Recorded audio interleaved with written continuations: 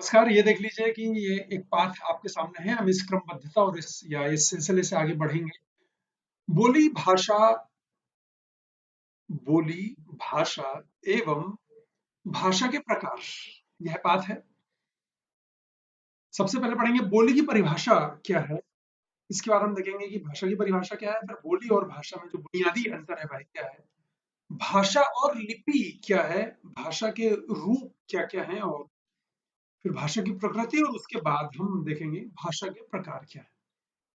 इस 5 से हम आगे बढ़ रहे हैं और चलिए शुरुआत करते हैं। इससे पहले लेकिन जैसा मैंने भूमिका में कहा था कि बोली भाषा या भाषा का जो प्रकार है, यह अभिव्यक्ति की, भाषा के साहित्य की बुनियाद। उसके साथ-साथ सबसे महत्वपूर्ण यह है कि हमारे विद्यार्थियों को यह भी समझना चाहिए कि प्रतियोगी परीक्षा में इसका स्वरूप क्या होगा, कैसे प्रश्न इससे जुड़े हुए आ सकते हैं। तो यह और इससे जुड़ी सारी जो जिज्ञासा है, इसका समाधान आपका आज के इस सत्र में निसंदेह होगा। और बने रहिए, शुरुआत करते हैं। यह रही स्लाइड, कह रही है कि बोली क्या है। बोली भाषा का एक ऐसा रूप है जो किसी छोटे क्षेत्र में बोला जाता है। इसका मतलब यह है कि जो बोली है भाषा का ही रूप है, लेकिन जो छोटे से क्षेत्र में बोला जाता है, छोटे से क्षेत्र में बोले जाने वाली जो भाषा है, भाषा के सबसे छोटे और सीमित रूप को बोली कहते हैं। हर जगह लोग अपनी अपनी बोली बोलते हैं। बोली सब जगह अलग अलग होती है। बोली से हम अपने विचारों, शब्दों को एक दूसरे के साथ व्यक्त कर सकते हैं। अब यहाँ देखिएगा कि जैसे आप जानते हैं कि हमारा जो भारत है, हमारा राष्ट्र इतना विस्तृत है, इतना इतना फैला हुआ है कि वहां पर बहुत भिन्नताएं हैं, जातिगत, भाषिक, रंग रूप, जाति, त्योहार, उत्सव, हर तरह की विभिन्नता जो है, यह जो अनेक, यही अनेकता भारत को एकता के सूत्र में बांधती है, और भाषा के साथ भी बिल्कुल यही है। भाषा की जो अनेकता है, यही इसको एक बना देती है। बहरहाल आपने बोली देखा कि बोली भाषा का ही एक रूप है, उसके सीमित या छोटे क्षेत्र में बोला जाता है। बस इतना, मैं आगे बढ़ रहा हूँ, समझिएगा कि भाषा की परिभाषा क्या है। भाषा शब्द संस्कृत की भाष धातु से बना है, यह एक तथ्य मस्तिष्क में रखिएगा, जिसका अर्थ होता है बोलना। भाषा शब्द संस्कृत के भाष धातु से बना है और इसका अर्थ है बोलना। भाषा वह साधन है जिसके द्वारा मनुष्य बोलकर, सुनकर, लिखकर व पढ़कर अपने मन के भावों या विचारों का आदान प्रदान कर सकता है। अब पढ़कर, लिखकर, बोलकर, सुनकर अपने विचारों का आदान प्रदान, अपने भावों का आदान प्रदान कर सकते हैं। यही साधन जो है, यह भाषा है। डॉक्टर श्याम सुंदर दास, जो एक बड़े साहित्यकार हुए हैं, बड़े लेखक हैं, इन्होंने जो परिभाषा दी है, इससे भी पढ़ लीजिए।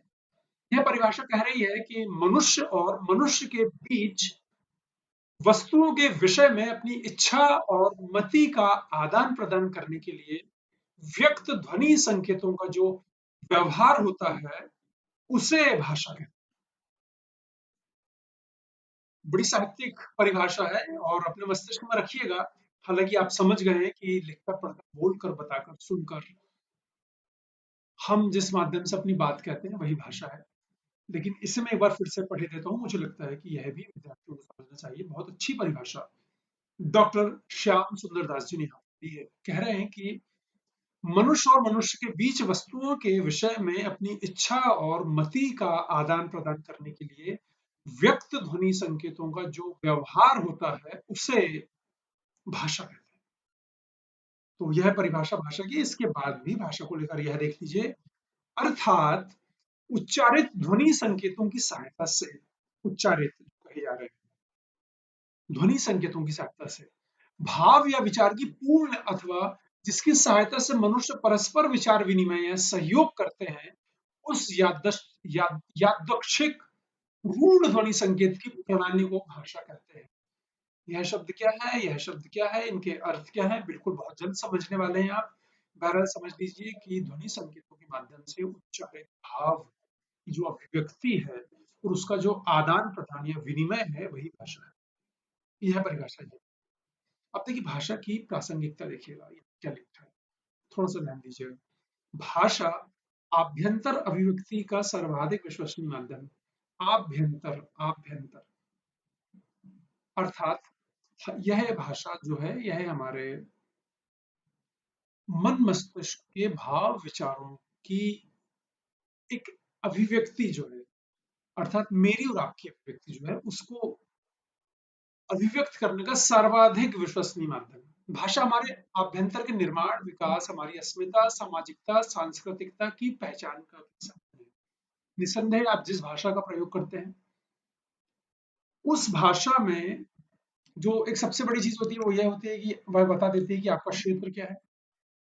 अगर आप बांग्ला बंगाली, अगर आप बुंदेली, अगर आप गुजराती, अगर आप मराठी, तमिल, तेलुगु, मलयालम, कश्मीरी इत्यादि भाषाओं का प्रयोग करते हैं तो प्रथम दृष्टया आपकी संस्कृति, आपकी सामाजिकता, आपका रहन सहन, आपका रहन सहन इस अर्थ में कि आपकी भाषा आपके आपके व्यक्तित्व का सही मायने में दर्पण होती है, तो वह सारे सारे सांचे सामने ला देती है। तो इसका माध्यम होती है भाषा के बिना मनुष्य सर्वथा अपूर्ण है। जाहिर सी बात है अगर हम अपने भाव और विचार ही व्यक्त ना कर सकें, मैं क्या सोचता हूँ, मेरे क्या भाव हैं आपके प्रति, आप क्या सोचते हैं मुझे लेकर, आपके क्या भाव हैं मेरे प्रति, मेरी आवश्यकता क्या है, आपकी आवश्यकता क्या है, हमारी आवश्यकता क्या है, हमें क्या कहना है, हमें क्या सुनना है, हमें क्या पढ़ना है, हमें क्या लिखना है, इन सब का माध्यम भाषा ही है। तो अगर भाषा नहीं है तो हम अपने इतिहास तथा परंपरा से विच्छिन्न यानी कि अलग है। अगर भाषा नहीं होती तो क्या हमारा इतिहास हम पढ़ सकते हैं, क्या हमारे सांस्कृतिक गौरव को हम जान पाते हैं, क्या तुलसीदास जी की रामचरितमानस आज घर घर में होती, नहीं होती, क्या गीता होता, गीता का ज्ञान होता, नहीं होता, क्या बाइबिल होती, क्या कुरान होती, क्या हमारे गुरु ग्रंथ साहिब होते हैं, कि मतलब सारे जो धार्मिक ग्रंथ हैं सभी को मैं प्रणाम करता हूँ, सभी के प्रति हमारी श्रद्धा अटूट है और हर भारतीय की है, क्योंकि यही सच्ची भारतीयता है। बहरहाल आप देख ये लीजिए कि बिना भाषा के मनुष्य का अस्तित्व कितना अपूर्ण है। भाषा का उद्देश्य देखिए, एक पंक्ति है लेकिन कितना जबरदस्त है। संप्रेषण या विचारों का आदान प्रदान करना, यही भाषा का एकमात्र उद्देश्य है। आपके भाव विचारों की संप्रेषणीयता और उनका आदान प्रदान ही भाषा का उद्देश्य है। मैं आगे बढ़ रहा हूं, देख यह लीजिए कि भाषा और बोली का बुनियादी अंतर क्या है। यह भाषा की सबसे छोटी इकाई है, इसका संबंध ग्राम या मंडल अर्थात सीमित क्षेत्र से होता है। यह बोली के संदर्भ में है कि बोली भाषा की सबसे छोटी इकाई होती है और इसका जो संबंध है ग्राम, गांव या मंडल या गांव से थोड़ी सी बड़ी जगह उससे उससे जुड़ा हुआ होता है। इसमें अर्थात बोली में प्रधानतया व्यक्तिगत बोलचाल के माध्यम की रहती है। बोली में जो प्रधानता होती है वो किसकी होती है, व्यक्तिगत बोलचाल की होती है। और देशज शब्दों और घरेलू शब्दावली का बाहुल्य होता है, अर्थात अधिकता होती है। अब जाहिर सी बात है अगर आप गांव में हैं और गांव में हैं तो गांव में आप जब बात करेंगे अपने मित्रों से, अपने परिचितों से, अपने परिवार वालों से, तो जाहिर सी बात है आप गांव की भाषा का प्रयोग करेंगे। मैं बुंदेली या किसी दूसरी भाषा का उदाहरण दूं तो एक उदाहरण मैं आपको दे सकता हूं कि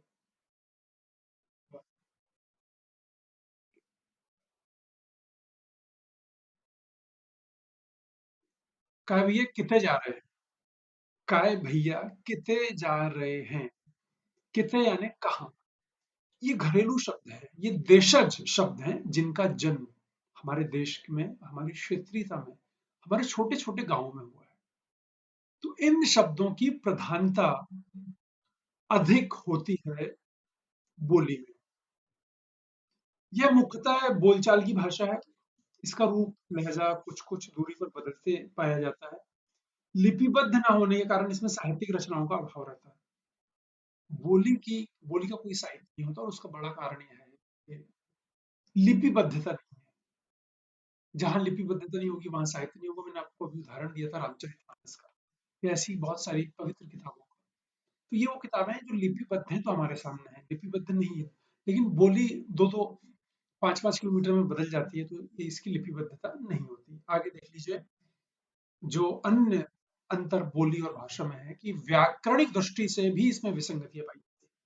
अर्थात व्याकरण की दृष्टि से जो बोली होती है यह अशुद्ध होती है, लेकिन भाषा का क्षेत्र व्यापक होता है। भाषा में लिखित और मौखिक दोनों रूप होते हैं। भाषा का व्याकरण होता है और साहित्य होता है, और बड़ा समृद्ध होता है। किसी भी भाषा का साहित्य, किसी भी भाषा का व्याकरण समृद्ध होता है, बोली का नहीं होता। भाषा में वैज्ञानिकता होती है, एकरूपता होती है, शुद्धता होती है, ये गुण होते हैं। बोली में वैज्ञानिकता नहीं होती, बोली में एकरूपता नहीं होती, बोली में शुद्धता नहीं होती। कारण देशज शब्द, कारण क्षेत्रीयता, कारण सीमित क्षेत्र, कारण लिपिबद्धता का ना होना, कारण साहित्य का ना होना। लिपिबद्धता नहीं होगी तो साहित्य नहीं होगा। तो यह है कुछ स्वाभाविक अंतर लिपि और, माफ कीजिए, भाषा और बोली में। मैं आगे बढ़ रहा हूँ। भाषा और लिपि। लिपि का अर्थ होता है लीपना या पोतना। विचारों का लीपना अथवा लिखना ही लिपि कहलाता है। आप लिखते कैसे हैं वह आपकी लिपि है। ठीक है जनाब। देखिएगा दूसरे शब्दों में, भाषा की उच्चारित मौखिक ध्वनियों को लिखित रूप में अभिव्यक्त करने के लिए निश्चित किए गए चिन्हों या वर्णों की व्यवस्था को लिपि कहते हैं। बहुत ही सुंदर और बहुत ही सरल और बहुत सहज परिभाषा है। एक बार फिर से देख लीजिए। भाषा की उच्चारित या मौखिक ध्वनियों को लिखित रूप में अभिव्यक्त करने के लिए निश्चित किए गए चिन्हों या वर्णों की व्यवस्था को लिपि कहते हैं। यह इसकी परिभाषा है। संस्कृत और हिंदी की जो लिपि है वह देवनागरी है। अंग्रेजी की जो लिपि है वह रोमन है। पंजाबी भाषा की लिपि गुरुमुखी लिपि है, और उर्दू भाषा की लिपि फारसी लिपि है। ये तथ्य मस्तिष्क में रखिएगा। इनसे जुड़े प्रश्न प्रतियोगी परीक्षाओं में पूछे जा सकते हैं। कि आपसे पूछा जा सकता है अंग्रेजी की लिपि क्या है, या पंजाबी भाषा की लिपि क्या है, या संस्कृत की लिपि क्या है, या उर्दू भाषा की लिपि क्या है। तो यह सब अपने दिलो दिमाग में रखने की जरूरत है। खुले मस्तिष्क के साथ इसे ग्रहण कीजिए। भाषा के रूप।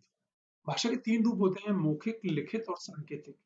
मौखिक भाषा का वह रूप जिसमें एक व्यक्ति बोलकर विचार प्रकट करता है और दूसरा व्यक्ति सुनकर उसे समझता है। बोलना और सुनना, बोलना बताना, यह मौखिक रूप है।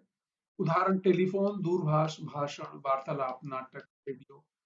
यह भाषा का प्राचीनतम रूप है। सबसे पहले भाषा का यही स्वरूप आया कि लोग बोलकर एक दूसरे की बातें कहते सुनते थे। मनुष्य ने पहले बोलना सीखा। इस रूप का प्रयोग व्यापक स्तर पर होता है। बोलना बताना, यह मौखिक भाषा जो है आज आपके व्यक्तित्व का सबसे मजबूत पहलू है।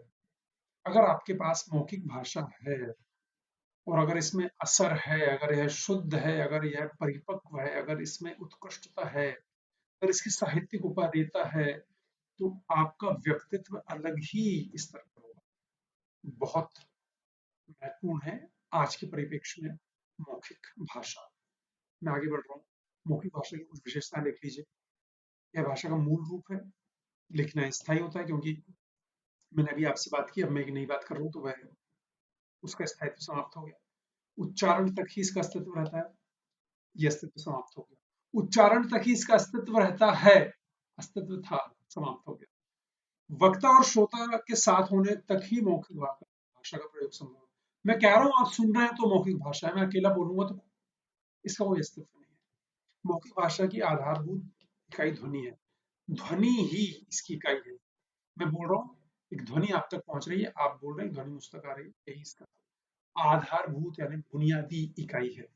आगे बढ़ते हैं, देखते हैं कि लिखित भाषा क्या होती है। भाषा का वह रूप जिसमें एक व्यक्ति अपने विचार या मन के भाव लिखकर प्रकट करता है और दूसरा व्यक्ति पढ़कर उसकी बात समझता है, लिखित भाषा कहलाती है। बड़ा आसान है, कोई रॉकेट साइंस नहीं है, 2 बार पढ़ने की आवश्यकता नहीं है, लेकिन पढ़े देता हूं कि भाषा का एक ऐसा रूप जिसमें एक व्यक्ति अपने विचार या मन के भाव लिखकर प्रकट करता है, और दूसरा व्यक्ति पढ़कर उसकी बात समझता है, लिखित भाषा कहलाती है। उदाहरण देख लीजिए, पत्र, लेख, पत्रिका, समाचार पत्र, कहानी, जीवनी, संस्मरण, तार के साथ साथ साहित्य की सभी विधाएं जो लिखित होती हैं और आप पढ़कर उनका रसास्वादन करते समझते हैं। देखिएगा, यह स्लाइड कह रही है कि लिखित भाषा की जो प्रमुख विशेषताएं हैं वह क्या है। यह भाषा व्याकरण सम्मतता का पर्याय है, अर्थात लिखित भाषा में व्याकरण सम्मतता बड़ी बुनियादी रूप से होती है। दूसरा है, यह स्थायी रूप है, अर्थात मेरे बोलने तक नहीं है, इसके बाद भी इसका अस्तित्व है। इसके बाद हम अपने भावों और विचारों को लिखित भाषा के माध्यम से सहेज सकते हैं। और देख लीजिए कि इसकी आधारभूत इकाई वर्ण है, जो उच्चारित ध्वनियों को अभिव्यक्त करते हैं, अर्थात लिखित भाषा में आप वर्णों के माध्यम से उच्चारित ध्वनियों को अभिव्यक्त करते हैं। यह लिखित भाषा और मौखिक भाषा दोनों का अंतर बड़ा स्पष्ट है, इसलिए बताने की आवश्यकता नहीं है। मैं आगे बढ़ रहा हूँ। यह है सांकेतिक भाषा। एक बार देख लीजिए, जब संकेतों या इशारों के द्वारा बात समझाई और समझी जाती है तो वहां सांकेतिक भाषा होती है। संकेतों और इशारों के माध्यम से जहां बात समझी और समझाई जाती है वहां सांकेतिक भाषा होती है। उदाहरण देख लीजिए, यहाँ लिखा हुआ है कि चौराहे पर खड़ा यातायात नियंत्रित करता हुआ जो सिपाही है, मूक बधिर व्यक्तियों का वार्तालाप, यह सब इसके उदाहरण है। मुझे यह पढ़ करके चौराहे पर खड़ा यातायात नियंत्रित करता हुआ सिपाही, तो मेरे सामने एक चित्र आ गया आज के समय का, जब कोरोना से सारी दुनिया लड़ रही है और हमारे देश के और सारे देशों के ये जो सिपाही हैं, ये अपनी जान हथेली पर रखकर हमारे लिए व्यवस्थाएं सुनिश्चित कर रहे हैं। ऐसे लोगों को दुआएं देनी चाहिए, ऐसे लोगों को लगातार शुक्रिया कहते हैं। सांकेतिक भाषा का अध्ययन व्याकरण में नहीं किया जाता है, यह एक तथ्य है। प्रतियोगी परीक्षा के नजरिए से बड़ा महत्वपूर्ण है, मस्तिष्क में रखिएगा। मैं एक बार फिर से पढ़े देता हूँ। सांकेतिक भाषा का अध्ययन व्याकरण में नहीं किया जाता। मैं आगे बढ़ रहा हूँ। भाषा की प्रकृति एक बार देख लीजिए कि भाषा की प्रकृति में निम्नलिखित तत्व महत्वपूर्ण है। सामाजिकता, भाषा के लिए समाज का होना अनिवार्य है। समाज के बिना भाषा की कल्पना नहीं की जा सकती, क्योंकि भाषा एक सामाजिक संस्था है। दूसरा देखें, अर्जन। अर्जन क्या है? भाषा संस्कार रूप में ग्रहण करते हैं। व्यक्ति अनुकरण, व्यवहार और अभ्यास से भाषा को ग्रहण करता है। जो हम ग्रहण करते हैं वह हमारी अर्जित सामग्री हो जाती है। तो भाषा हमारी विरासत है इस अर्थ में। परिवर्तनशीलता, भाषा नदी के जैसी होती है, बहती हुई नदी, यह परिवर्तनशील होती है। भाषा निरंतर परिवर्तनशील रहती है, कुछ परिवर्तन प्रयुक्त से और तथा कुछ बाहरी प्रभाव से होता है। भाषा भाषण नहीं। आगे बढ़ रहा हूं, देख लीजिए अगली विशेषताएं जो भाषा की प्रकृति को प्रस्तुत कर रही हैं। गतिशीलता, भाषा का कोई भी रूप अंतिम रूप नहीं है, वह सदा गतिमान है, विकास कर रही है। भाषा को बहता नीर, बहता हुआ पानी कहते हैं। गतिशीलता है। कठिनता से सरलता की ओर, भाषा कठिनता से सरलता की ओर चलती है। कठिन लगने वाली ध्वनियां भाषाओं में कम होती जाती है, क्योंकि हम अपने लिए आसान ध्वनियों का प्रयोग व्यवहार में करना पसंद करते हैं। और वैसे भी मनुष्य आसानी पसंद है, तो कठिनता धीरे धीरे समाप्त होती जाती है। आगे देख लीजिए, भौगोलिक एवं ऐतिहासिक सीमा। हर भाषा की अपनी एक भौगोलिक और ऐतिहासिक सीमा होती है। प्रत्येक भाषा किसी विशेष काल से आरंभ होकर इतिहास के निश्चित काल तक व्यवहार में रहती है।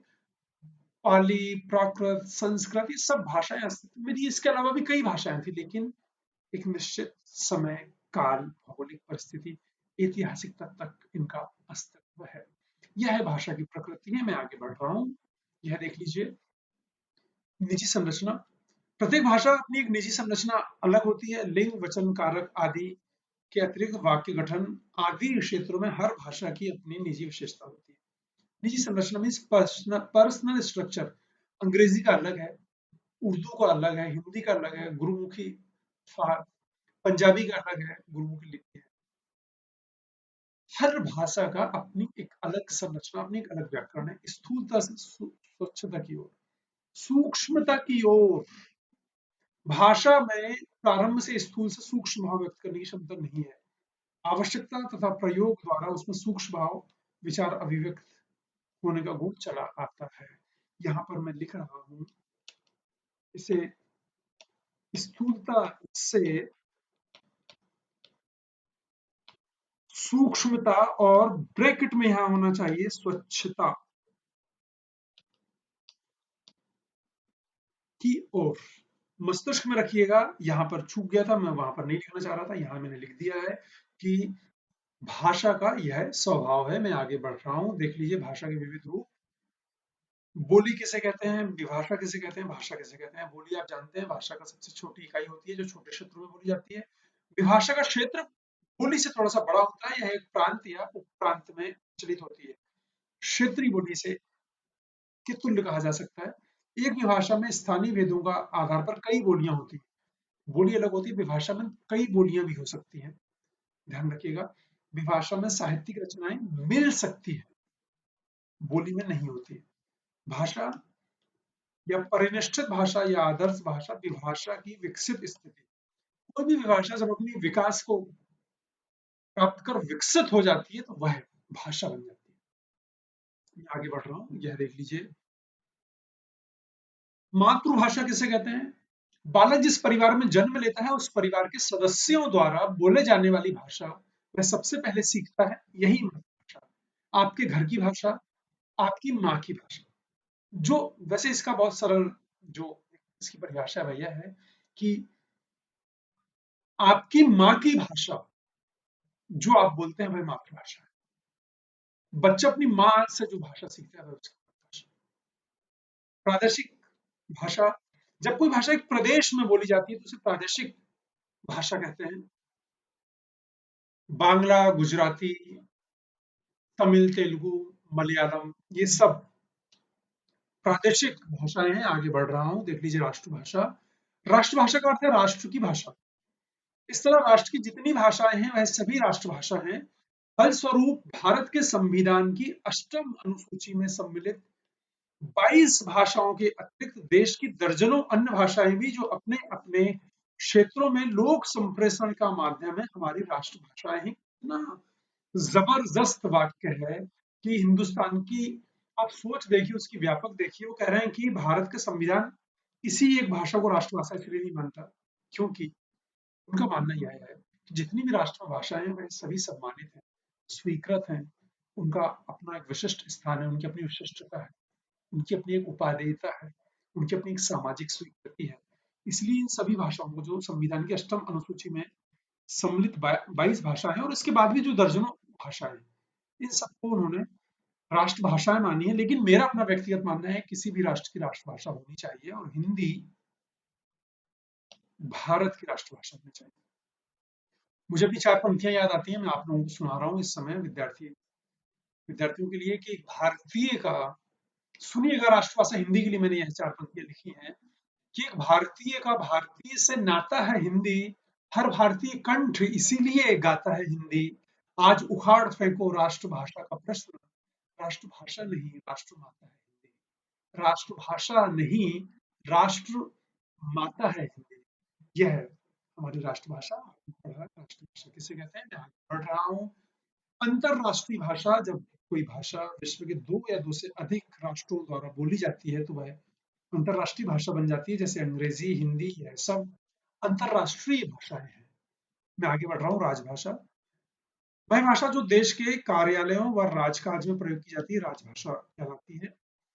इसे राज्य के कार्यकालों के लिए भी बहुत इसको प्रयुक्त किया जाता है। देश की समग्रता की अभिव्यक्ति के माध्यम में सार्वदेशिक स्वरूप रखने वाली उसी राज्य की गतिविधि के संपादन की एक भाषा भी होती है और उसका राजभाषा की संज्ञा दी जाती है। किसी भी राज्य के राजकीय कार्य, किसी भी देश या राज्य के राजकीय कार्य जिस भाषा में होते हैं वह उस देश की राजभाषा। इतना आसान। भारत की राजभाषा अंग्रेजी और हिंदी दोनों है। अमेरिका की राजभाषा अंग्रेजी। किसी भी देश या राज्य की वह भाषा जिसमें उसके शासकीय कार्य क्रियान्वित किए जाते हैं राजभाषा कहलाती है। यह इसकी सरल परिभाषा। मैं आगे बढ़ रहा हूँ, देख लीजिए मानक भाषा क्या होती है। मानक भाषा विद्वानों व शिक्षाविदों द्वारा भाषा में एकरूपता लाने के लिए जिस भाषा को मान्यता दी गई है वह भाषा मानक भाषा कहलाती है। खड़ी बोली, जो मैं बोल रहा हूँ, जो आप पढ़ रहे हैं, जो लिखी है, जो यहाँ पर है, खड़ी बोली है, यह है मानक भाषा। संपर्क भाषा, इसका नाम ही इसकी परिभाषा को प्रस्तुत कर रहा है। कह रहा है कि अनेक भाषाओं के अस्तित्व के बावजूद जिस विशिष्ट भाषा के माध्यम से व्यक्ति व्यक्ति, राज्य राज्य, देश विदेश के बीच संपर्क होता है, उसे संपर्क भाषा कहते हैं। एक व्यक्ति के दूसरे व्यक्ति से संपर्क की भाषा, एक राज्य के दूसरे राज्य से संपर्क की भाषा, एक देश से दूसरे देश की संपर्क की भाषा संपर्क भाषा कहलाती है। और अब यह है सिलसिला जिससे हम यहाँ तक पहुंचे हैं। हमने देखा कि बोली की परिभाषा क्या होती है, उसके बाद हमने भाषा की परिभाषा देखी, उसके बाद हमने भाषा और बोली में अंतर देखा, हमने भाषा और लिपि को समझा, उसके बाद हमने भाषा के रूप देखे, हमने भाषा की प्रकृति देखी और उसके बाद भाषा के प्रकार देखे। यह आज का पाठ था। मैं उम्मीद करता हूं कि बोली, भाषा और भाषा के प्रकार, इससे जुड़ी जिज्ञासाएं निश्चित रूप से शांत हुई होंगी। कोई भी दुविधा, किसी भी किस्म की भ्रम की अवस्था में मैं यहाँ पर हूँ। बहरहाल